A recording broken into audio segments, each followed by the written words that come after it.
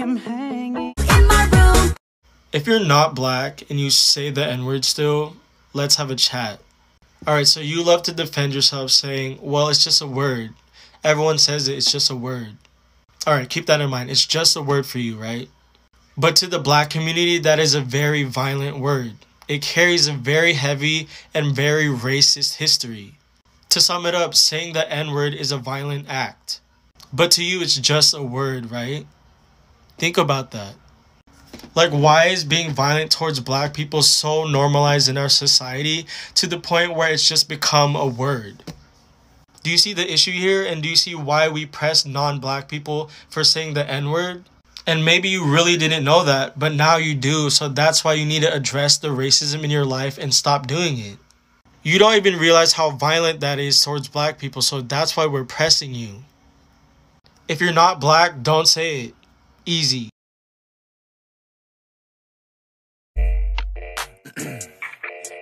Yeah. Okay. Work. Do you work out? Get loose. Get loose. Okay. Yeah. I thought you could never get loose. I thought you could never get loose. I thought you could never get loose. Get loose. Get loose. I thought you could never get loose. I thought you could never get loose. What? I thought you could.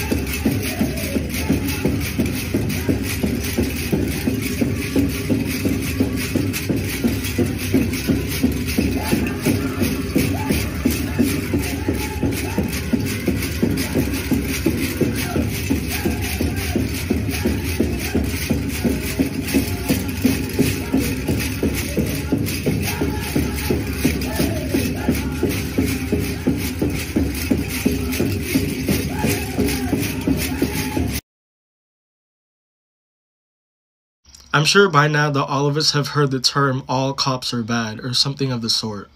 And I know a lot of people disagree with that, saying that not all cops are bad or some cops are good. But here's why I believe that all cops are bad. As a system, all cops are bad. The beginning of the American policing system can be traced back all the way to slavery. The original police was a slave patrol. It was created to control slaves and then to control minorities. So from the beginning, it has oppressed minorities and especially the black community. And of course, you could say times have changed, but the intention has not changed. Of course, there could be cops that are good people, but as a whole, cops are bad. And until those good cops hold other bad cops accountable, I will continue to say that all cops are bad. But then again, you can't fix a system that's not broken. It's designed to be that way. Dear African uncles, please stop calling me your wife. It's not funny, it's creepy because I'm the same age as your granddaughter. Secondly, stop pointing out how much my body has grown.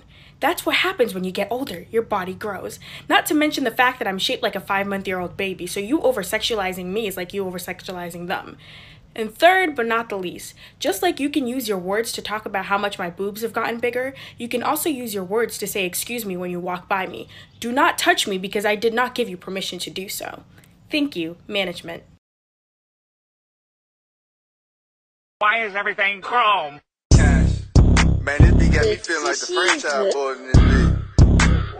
Lean with it, rock with it, lean, swear, rock.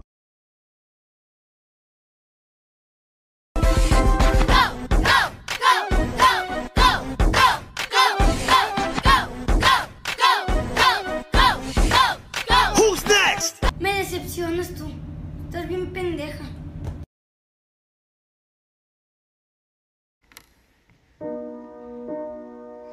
Know that you are good enough. Please don't give up when things get tough. I know, I know, I know, I know. Dance floor acting naughty, your hands around my waist. Just let the music play.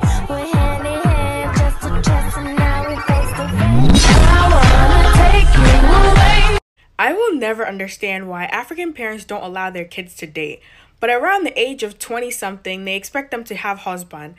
Ah, madam, so where are we supposed to get the husband from? Because God only made one man out of dust. There's only one Adam. So the rest of us, where are we supposed to pull him out of thin air? And you, where did you get your husband from? Where did you get your wife from? Like, make it make sense to me, because it doesn't. Comments like these are really sad. How people still don't understand how important immigrants are to this country. This country was built from the bottom up by people that still get discriminated and looked down upon. From my black brothers and sisters to my Hispanic family and my immigrants from all across the world. We make this country work, and we made it what it is today. Society makes you close your eyes and go blind, but it's okay, because the day that you do open your eyes, you're gonna realize who this country really belongs to. Y arriba la raza, because we don't stop fighting for what we believe in. I got you good, that's a fact. Ooh, it's so bright, it's so bright, let's get up. So my brother is dating this white girl, and I just heard the most white privileged thing come out of her mouth. And here's the backstory. My family and I are eating dinner, and my dad's telling us that we need to be extra careful around cops, and if I ever get pulled over, to show both of my hands, otherwise the cops might assume I have a weapon or something. And she interrupts and she says, "Oh yeah, that definitely works for me. I've tried it before." And I'm like, "Okay, how?" And she goes, "I was going 55 on a 35. I didn't have my license plate on my car. I didn't have my license on me, and I didn't have my insurance. And the cop let me go because I put both of my hands on the dashboard." And I'm looking at her like, no, the cop let you go because that's your white privilege. And I'm not kidding you when she says this. She says, "Well, when people see me, they don't see a white person." Oh, you think if you were black, the cops would have let you go? No, that's white privilege. And if you don't see that, then go get educated. Hello, this is the story of my brother. My brother suffered with 2 mental illnesses. He was schizophrenic and bipolar. We knew that these mental disorders were very scary, but we did not know that it would lead to his death. One day, my brother opened the door in which 2 Dallas policemen were knocking on. We were building a drawer for his room, so he had a screwdriver in his hand when he opened the door. One of the policemen told my brother to drop the weapon. Since he's never really had an interaction with the cops before, he didn't know what to do. He was frozen. You can hear our mom in the back yelling for my brother's name. Within the 5 seconds of them yelling, "Drop the weapon," you can hear my 39-year-old brother getting shot. Twice in the back as his body crashes into the garage door.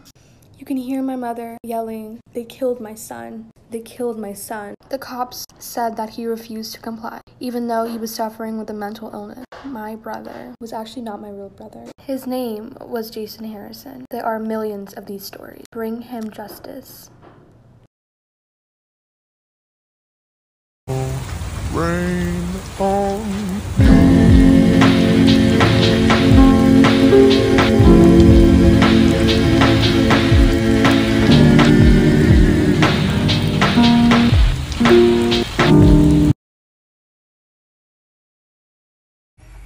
Legal or illegal, why should it matter? When Americans can walk into any country freely without any consequence.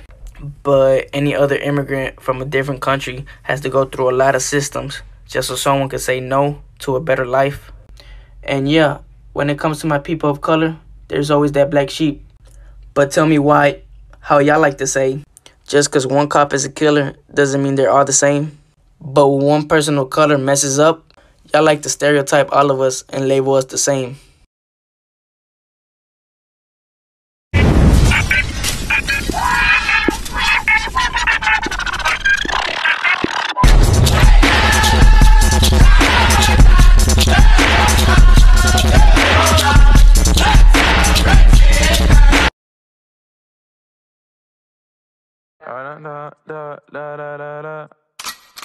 When I popped off, then your girl gave me just a little bit of hot chop.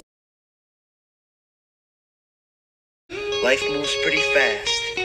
You don't stop and look around once in a while, you could miss it.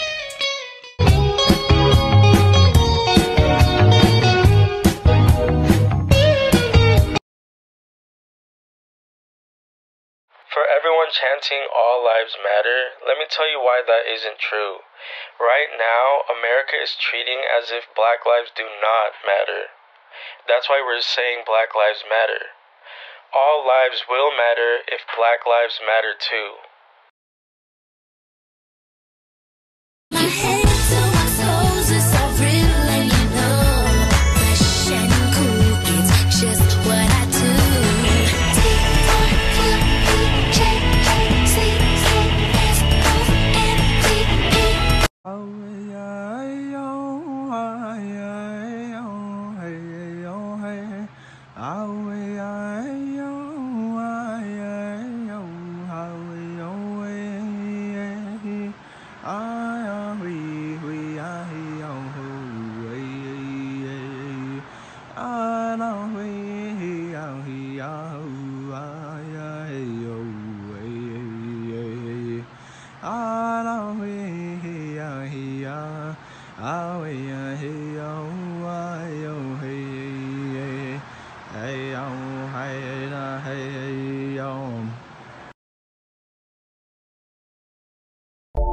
Nope. Yep. Nope. Yep. Nope. Yep. Nope. Yep. Unless you're willing to do the work, do not make the Black Lives Matter flag your town flag at Animal Crossing New Horizon. If you're going to call my parents selfish for having me because they don't match, why don't you time travel to December 13th, 1999 and give my dad condoms? I was born 9 years today, a black jazz musician passed away. Not only that, but he's my black friend Jordan's musical hero. All that he has to white people is that they don't just sit there while people of color are getting attacked solely based off skin color. Even if you can't protest, you still sign petitions, donate, and uplift black voices. What if I told you that wearing a mask and social distancing is pro-life? I really hope the people who destroyed their Melanie Martinez merch are now destroying their parents' Trump merch. Trump owns every story not finished and all the futures and dreams he stole. Why did I know about Breonna Taylor when she was still alive? What was her favorite color? What are her passions? Does she have any siblings? Why do you all love black culture but not black people? Shaking my head.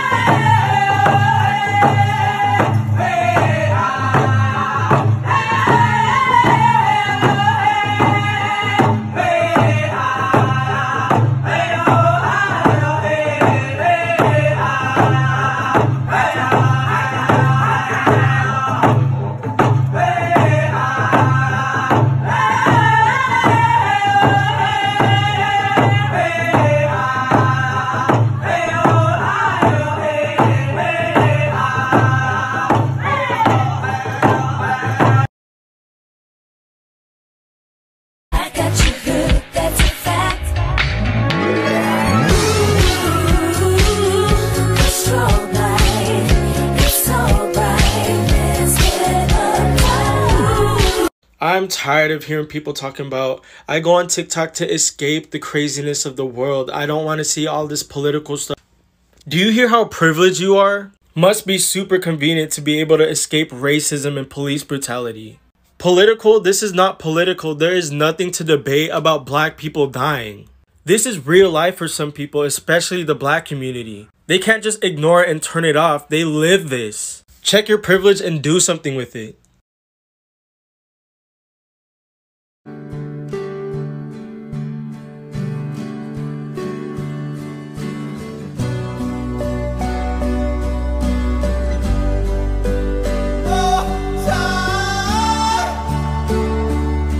It's actually hilarious how much of what's considered like hood culture comes from French culture. Like words like bougie and beaucoup come directly from French words. And a lot of names that are considered ghetto names like Desiree or DeAndre or Jerome are like French in origin, or at least in inspiration. Like, I'm not even sure if Eurocentrism is the right word. Now we should just call it Anglocentrism. Anything that's not English is deemed inferior somehow. Like, this literally comes from French, and y'all want to call it ghetto. What? You be my American boy, American boy. It's the #1 champion sound. Yeah, Estelle, we about to get down. Alright,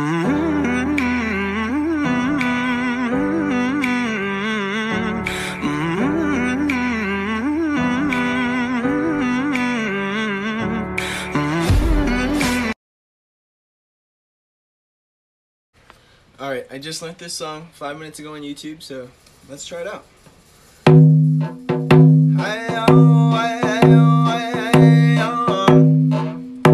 Lonely, I am so lonely. I got nobody for my own. Someday I'll get a girl, whoever she may be.